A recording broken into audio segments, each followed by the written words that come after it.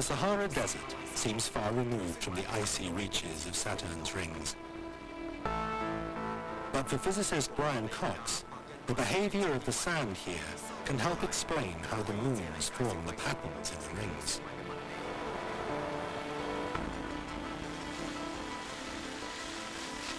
The first thing you notice when you look at the Sahara is that it's an immensely chaotic place, just billions of sand grains blown around by desert wind.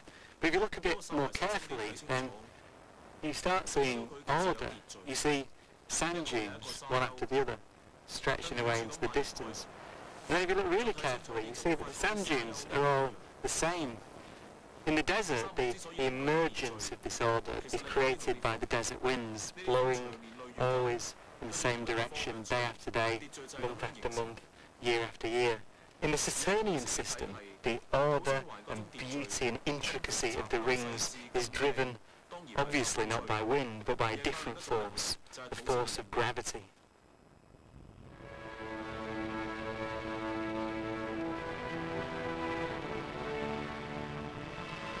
As the moons orbit Saturn, their gravitational influence sweeps through the rings. The tiny moon Pan orbits in the heart of the rings. As it does so, it sweeps a channel called the Enki Gap. In the most amazing images, you can actually watch the moons as they work. We can see gravity in action. As the moons pass close to the rings, their gravity tugs the particles towards them, distorting the shape of the rings.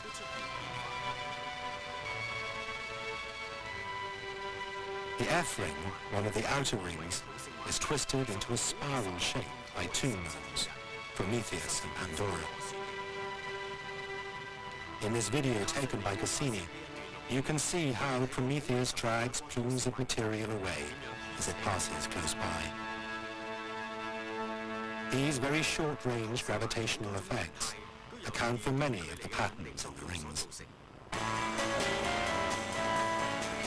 But sometimes the moons can exert their pull over much greater distances. And the way they do so reveals the subtlety with which gravity works.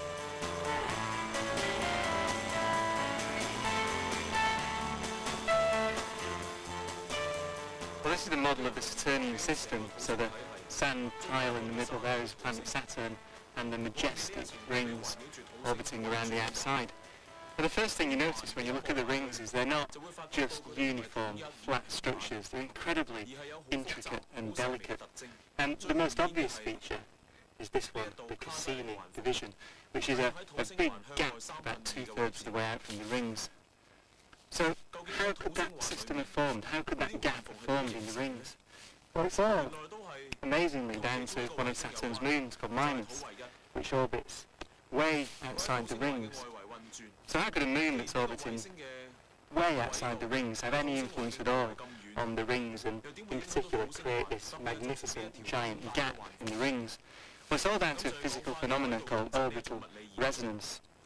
Now, a particle in the Cassini division has an interesting relationship to the moon Mimas, because particles in the Cassini division will go around the planet twice for every time Mimas orbits the planet once. And that has an interesting effect if you think about it, because let's take one particle here and set it off around Saturn. Then every 2 years for that particle, it will meet the moon Mimas, which has gone around the planet once. And that means that it gets a periodic kick or a periodic tug. The force of gravity exerted on that particle from Mimas is regular. Bang, bang, bang. And that has the effect of altering the orbits of the particles in the Cassini division, which throws them out and cleans out this gap in rings. And we now think that many of the complex structures in Saturn's rings are due to orbital resonances, not just with Mimas, but with one or more of the 61 Saturnian moons that we know of.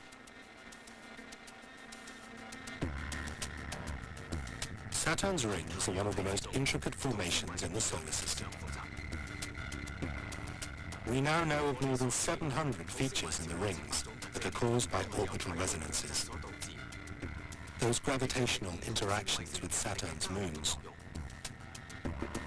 But orbital resonance can be much more than the delicate sculpture that shaped Saturn's rings.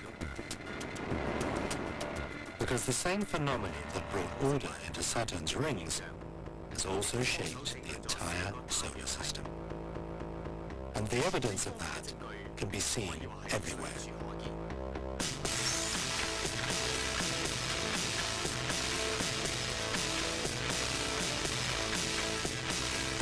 The solar system is full of craters, a record of a long history of cataclysmic impacts.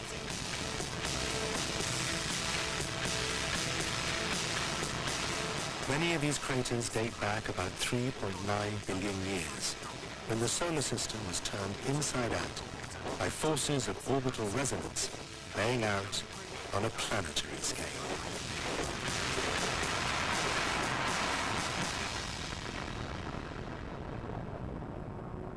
We now believe that the giant planets did not form where they are today. The orbits of Saturn and Jupiter drifted for 700 million years until they fell into a resonant pattern. Once every cycle, the two planets aligned in exactly the same spot, creating a gravitational surge that played havoc with the orbits of all the planets. Neptune, which then orbited inside Uranus, was catapulted out into a ring of debris surrounding the planets, with dramatic consequences.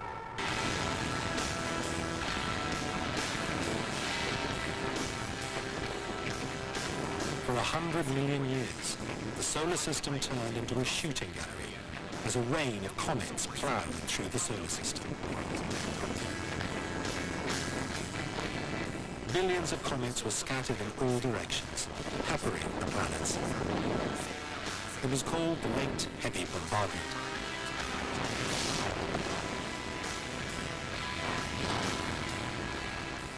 It created many of the craters we see across the solar system. It left scars all over the moon. And it would have had a devastating impact on the Earth as well. The only impact craters we see today, like this one in Arizona, were made much more recently, but they reveal the scale of the impacts.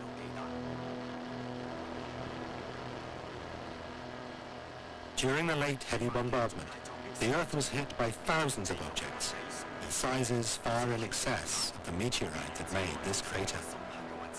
And the environment was changed dramatically. But those changes weren't necessarily catastrophic, because it's now thought that a significant amount of water in the Earth's oceans was delivered by the impacts of water-rich comets and meteors during the Late Heavy Bombardment. And that means that impacts could have played a key role in the development of life on Earth.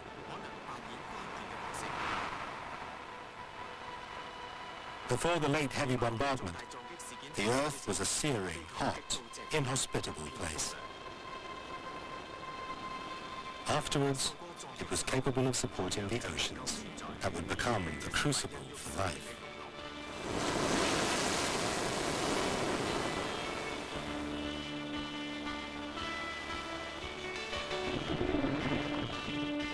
Without the water delivered in the Late Heavy Bombardment, life on Earth may never have evolved.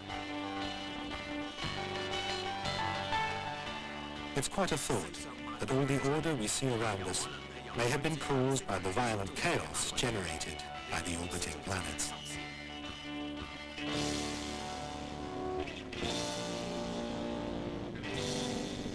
The story of the solar system began with nothing more than a giant cloud of dust.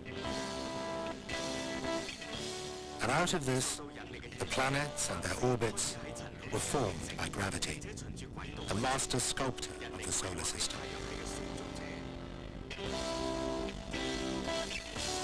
The same force which created two of its wonders,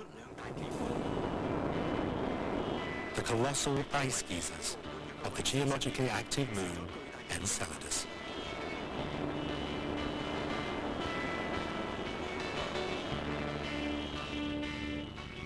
and Saturn's rings, the best and most stunning laboratory for studying how the beauty and order of the solar system has emerged from violence.